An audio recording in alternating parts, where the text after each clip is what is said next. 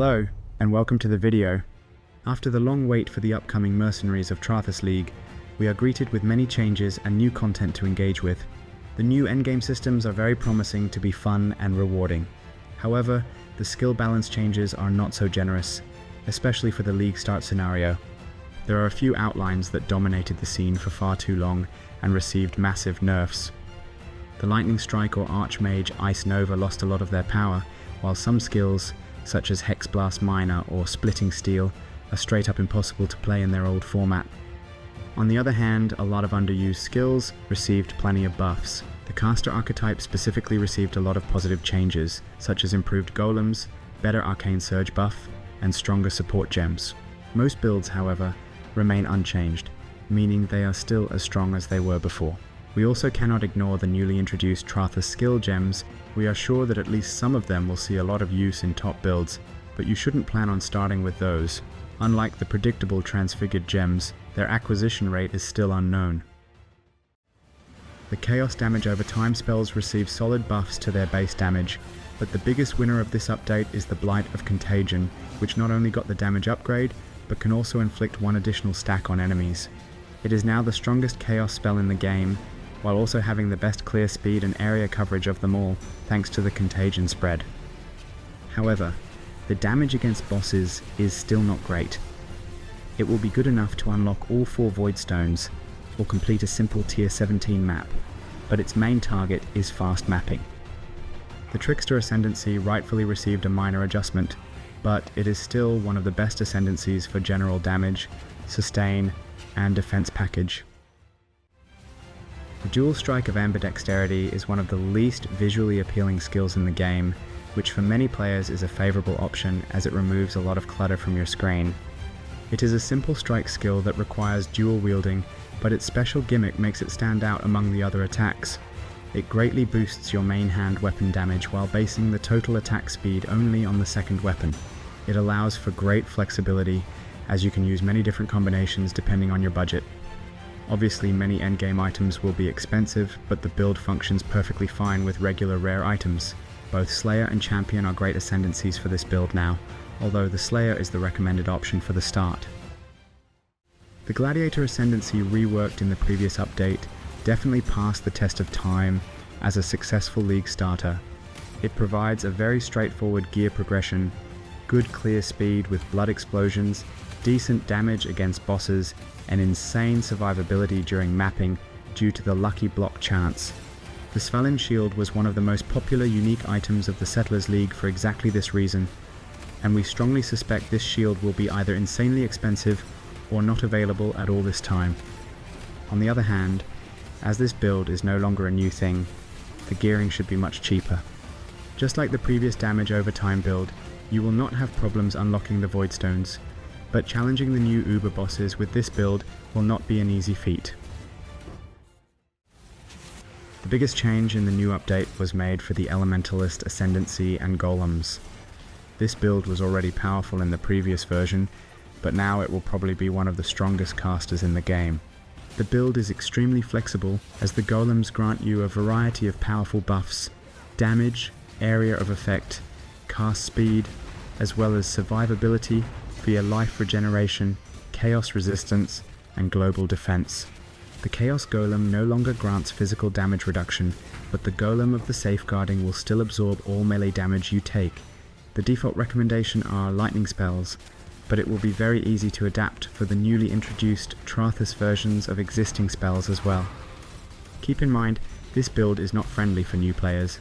It is decent on its own, but the gear upgrades will definitely be expensive, as it piques the interest of a large number of players. For this reason, it is only recommended for experienced players. Ever since its release, the Poisonous Concoction of Bouncing remains one of the best starting builds possible. It offers massive damage right from the start, and allows you to save money on weapon upgrades.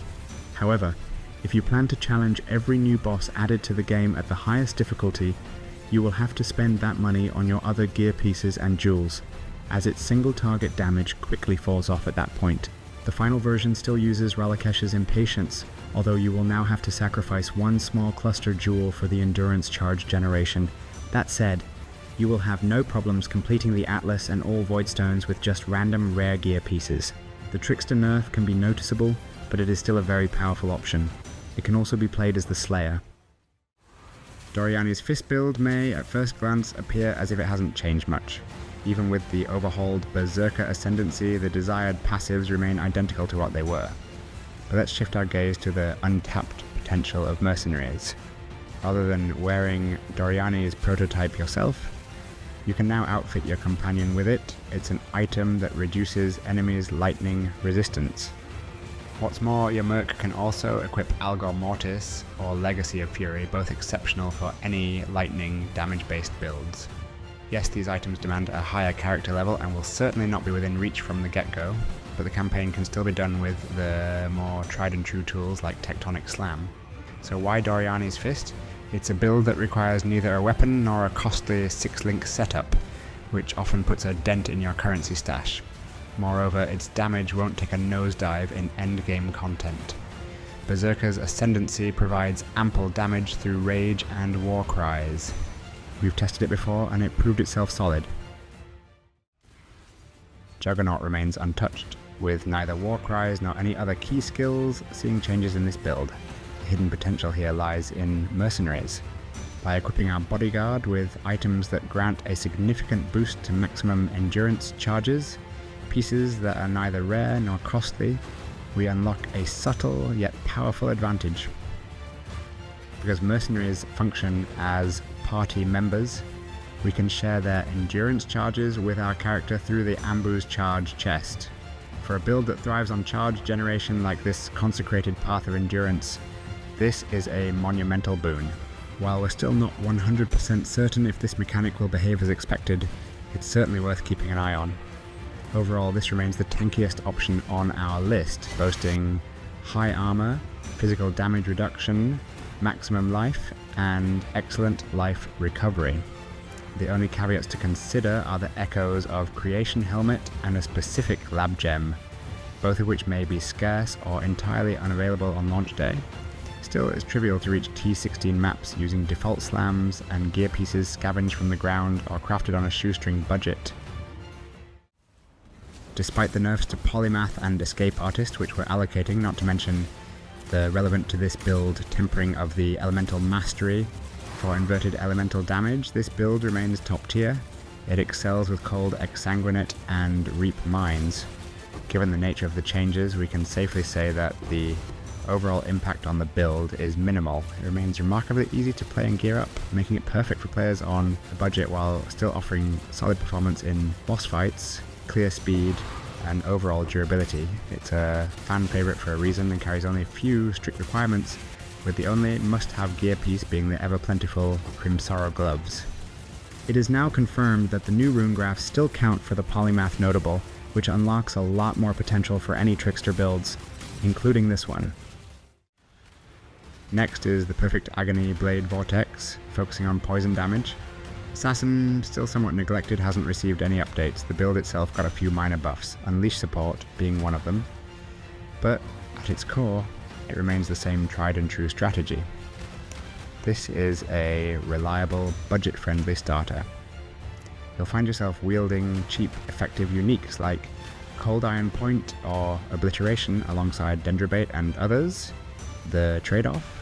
Low survivability and a slow build-up of poison damage, which can often prove fatal. Still, Perfect Agony allows us to scale off of Critical Strike Multiplier for increased poison damage, and when built correctly, this can evolve into one of the most potent poison setups in the game. This means you can keep building this character for weeks to come. When it comes to bows, Deadeye, and Elemental Hit, this staple remains unchanged, and for good reason. The build was a well-balanced choice before, and it still holds its ground. The only real tweak came with the Elemental Mastery adjustment for inverted resistances. As per usual, you'll begin with Lightning Arrow and transition to the Transfigured Gem when it becomes available. This build is hands down the fastest on the list, ideal for mapping or clearing legions on day one. However, if your goal is to topple pinnacle bosses or tackle T17 maps, it may face some challenges, especially if you're unable to invest in high-tier gear. Leveling can also be a bit of a grind if you're lacking good items. In the grand scheme, this build's sole purpose is straightforward: to make currency as quickly as possible once the patch goes live. The Ignite Elementalist, however, has undergone a significant overhaul. Gone is the simple 25% more damage from Shaper of Flames. Instead, this ascendancy now causes ignited enemies to convert 40% of their physical damage to fire. That's less damage and more durability. On top of that, we can now equip our mercenary with Eye of Malice and Legacy of Fury, which are the items we'd typically wear ourselves. Fire Trap Elementalist remains a well-tested and reliable starter. It's even faster than most trap builds, thanks to the addition of Ignite proliferating Frostblink. The Fire Trap deals slightly lower damage now, which will marginally slow you down during the campaign, but in the endgame, you will want to use the unchanged, transfigured version, or even switch to the newly buffed Incinerate. The footage in this video often comes from the previous leagues, and might be slightly outdated.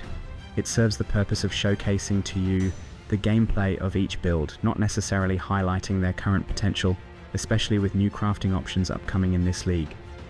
When picking up a league starting build, you will have to decide if your aim is to unlock the Atlas and gather currency for other build, stick to one and only build and master its gear over time, or you just want to have some fun and only time will show what's next. The best option is the one you enjoy the most, and no one else should affect that. As always, all the builds mentioned here are described in full detail on our website and in their video counterparts. Our guides are intended for all types of players. Whenever you are a new player seeking help, or a veteran player just looking for inspiration, our guides will help you understand the purpose and inner workings of each element implemented, explain the decision making, and suggest minor changes if the build allows for any adjustments. If you enjoy this type of content, subscribe to our YouTube channel, as we often cover the hot new popular builds, as well as some niche and unique ones you might find of interest. We hope after watching this video, you will have an easier time deciding which build should you pick for the upcoming league start. Thank you for watching, and we wish you a lot of luck and success.